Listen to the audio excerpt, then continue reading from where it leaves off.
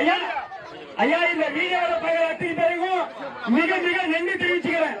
இதை விட எத்தனையோ பேருங்க வந்தாங்க, என்னென்னமோ பண்ணாங்க. நம்ம ஜாதி சான்றே கட்டதில்லை, எங்க வாழ்க்கையிலேயே முடிக்கணும்னா ஐயா உங்க கையில இருக்குதுயா. எத்தனையோ பேர் வந்தாங்க, சாத்தியெல்லாம் தரேன். இந்த ஊர்ல கூட தரேன். இந்த இடத்துல இருக்கிறவங்க 10வது படிச்சவங்க, வேலைக்கு போவதுங்க, இதை ஆட்சிக்குது எங்க வாழ்க்கை முடிஞ்சு போச்சு. இதை விட எங்க தேவையானது ஜாதி சான்று மட்டும்தான். ஒரு ஜாதி சான்று மட்டும் நீ வாங்கிக்கூட அதிகம் போகணும். மக்கள் பாருங்க, இந்த குடும்ப வாழ்க்கையில முடியணும்னா இதோட முடியட்டும். இதுல இருந்து நம்ம விடுபடுறது ஐயா உங்க கையில முடியுதுயா. அதுவும் தளபதி மூலியமா, இந்த ஐயாவுடைய மூலியமா எதனா ஒரு வகையில நம்மளுக்கு ஒரு ஜாதி சர்டிபிகேட் கண்டிப்பா வரணும். ஏன்னா எந்த பசங்களும் படிச்சுட்டு அந்த குடுகுடுப்பா அடிச்சுக்கிட்டு நம்மளுடைய தொழில் மாறி போச்சு. ஆனா இன்னுமே நம்மளுடைய பசங்க போய் கொஞ்சம் மேலுக்கு மேல ஆச்சு, கொஞ்சம் படிப்புல கல்வியில எந்த படிப்பு படிக்கணும், எந்த கல்வி படிக்கணும், எல்லாருக்கும் ஐடில வேலை வருது, எல்லாருக்கும் கம்பெனில வேலை வருது. அந்த எதனா ஒரு வேலை நம்ம பசங்களுக்கு வந்தாதானே நம்ம பசங்க முன்னேற்றம் வருவாங்க. வேலை இல்லாம நேரம் நம்ம பசங்க குடுகுடு படிக்கிற இடத்துல போலீஸ் பிடிக்கிறாங்க, அது பிடிக்கிறாங்க, இது பிடிக்கிறாங்கன்னு கண்டபடியா சொல்றாங்க. ஆனா நம்ம எல்லாம் எந்த ஒரு பழக்கத்துக்கும் போற ஆள் நம்மளுக்கு கிடையாது. நம்மளுக்கு முக்கியமா ஜாதி சர்டிபிகேட். அந்த ஜாதி சர்டிபிகேட்டுக்கோசரம் நம்ம ஏகப்பட்ட இடத்துல போராட்டம் பண்ணோம். இப்ப லாஸ்ட் ஒரு 4-5 டைம் கொடுத்தோம், எங்கேயுமே வரல. இப்ப இந்த ஐயா மூலியமா 6ல ஒரு இடத்துல வந்துருக்கு. ஆனா அதே மூலியத்துல ஐயா நம்மளுக்கு கொடுத்தாருன்னா அது நம்ம எவ்வளவோ தமிழ்நாட்டில் இது ஒரு மிக முக்கியமான பிரச்சனையா இருக்கின்றது. இங்கே நம்மிடையே பேசும் பொழுது செஞ்சியப்பன் அவர்களோ அவரோடு இருக்கின்ற உறவுகளோ எங்களுக்கு சான்றிதழ், அதாவது சாதி சர்டிபிகேட் எங்களுக்கு வேண்டும், நாங்க இதே வேலையை தொடர்ந்து செய்யணுமா, எங்க வாழ்க்கை இதோட எங்க வாழ்க்கை போதும், ஆனா எங்க பிள்ளைங்க வாழ்க்கை ஏதோ ஐடி கம்பெனிலயோ வேற எங்கேயோ நாங்க வரணும், வெளியில வரணும், மேல வரணும் அப்படின்னு அவர் சொன்னார்.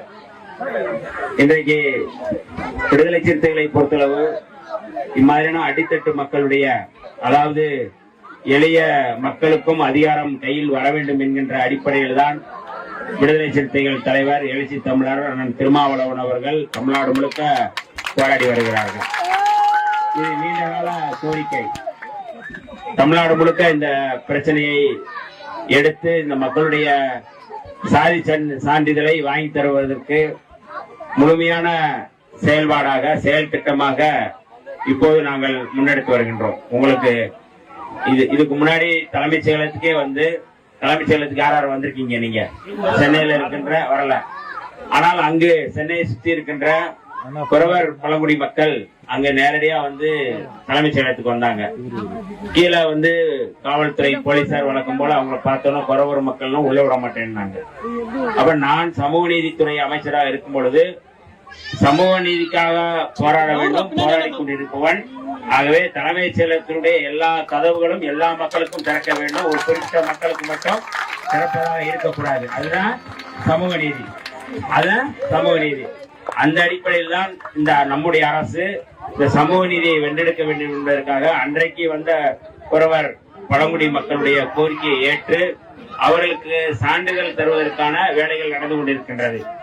அதே போல நம்முடைய மக்கள் நம்ம இந்த ஊர்ல போய் நம்ம மற்ற மக்களுடைய காலத்தை கணிக்கக்கூடியவர்கள், கரெக்டுங்களா? மற்றவர்களுடைய வாழ்க்கையை, மக்களுடைய எதிர்காலத்தை கணிக்கிற சமுதாயத்திற்கான சான்றிதழை தர வேண்டும் என்பதில் எந்த மாற்று கருத்தும் இல்லை. இதே பகுதியில 65 ஆண்டுகளுக்கு மேலாக இங்கு குடியிருக்கிறார்கள் என்று சொன்னார்கள்.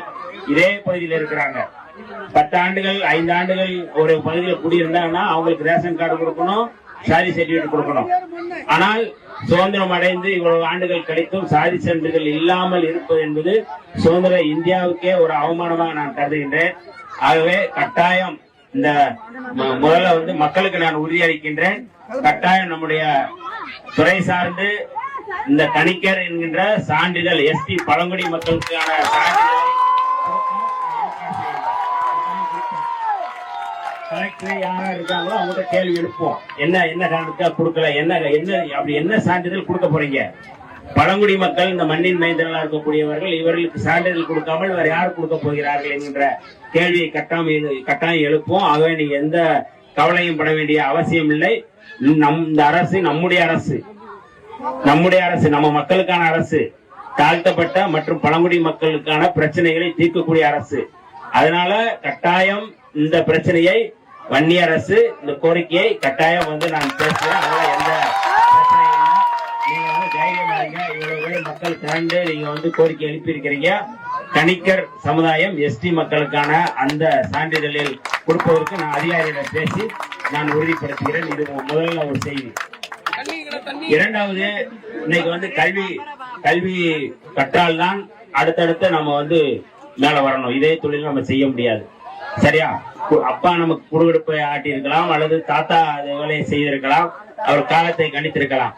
ஆனால் நம்முடைய பிள்ளைகள், அடுத்தடுத்து வர்ற பிள்ளைகள், நீங்களும் டாக்டருக்கு படிக்கணும், நீங்களும் வக்கீலுக்கு படிக்கணும், நீங்களும் ஏன்னா வழக்கறிஞரா படிச்சாதான் போலீஸ்காரன் உள்ள பொய் வழக்கு போடுவதற்கு உங்களை தொட முடியாது.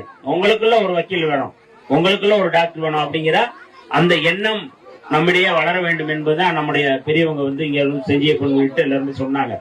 அப்ப நம்ம படிக்க வேண்டிய நம்ம பிள்ளைங்க ஊர் ஊரா போய் குடுகுடுப்பைய நம்ம கையில வச்சுக்கிட்டு மற்றவர்களுக்கு நல்ல காலத்தை நம்ம சொல்லிட்டு இருக்கோம். நம்முடைய நல்ல காலம் எப்ப பிறக்கும் அப்படிங்கறது நம்முடைய கேள்விக்குறி. சரியா? நமக்கான எதிர்காலத்தை, நமக்கான நல்ல காலத்தை நம்ம தீர்மானிக்கணும். அவ இதுதான் நம்முடைய தலைவர் புரட்சியாளர் அம்பேத்கர் அவர்கள் பல காலமா சொல்லிட்டு இருக்கிறாரு. பழங்குடி மக்களுடைய வாழ்க்கை, தாழ்த்தப்பட்ட மக்களுடைய வாழ்க்கை உயர்ந்தால்தான் இந்த நாடு உயரும். நீங்க இந்தியா வல்லரசாகுதுன்னா வல்லரசாகாது. நம்முடைய மக்கள், இந்த மக்கள் உயர்ந்தால்தான் நாடு வல்லரசாகும். அதனால இப்படிப்பட்ட ஒரு மோசமான ஒரு சூழல் இனிமேல் இருக்காது. கட்டாயம் மாண்புமிகு முதல்வர் யாரு ஜோசப் விஜய் அவர்களுடைய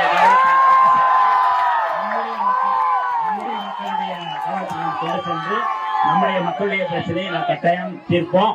அதனால நீங்க எந்த கவலையும் பட வேண்டிய அவசியம் இல்லை. நான் இதை மாவட்ட ஆட்சியர் சம்பந்தப்பட்ட அதிகாரிகளிடம் பேசி நல்லபடியான நல்ல விதமான உங்களுக்கு நல்லது கிடைக்கிற மாதிரியான ஒரு நற்செய்தியை நான் விரைவில் சொல்வேன். நன்றி, வணக்கம்.